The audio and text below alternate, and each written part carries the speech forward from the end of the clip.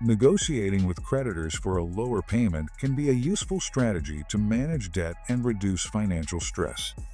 The first step is to reach out to your creditor directly, explaining your current financial situation and any hardships you're experiencing.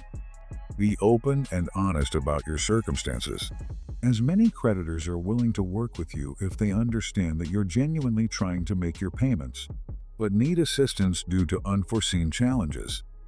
To strengthen your case, be prepared to provide documentation such as proof of income, monthly expenses, or any other relevant financial information that demonstrates your inability to make the full payment. This helps your creditors see that you are making a genuine effort to repay your debt. You can request various adjustments to your payment plan, such as a lower interest rate, reduced monthly payments, or a temporary payment plan that allows for smaller payments over an extended period.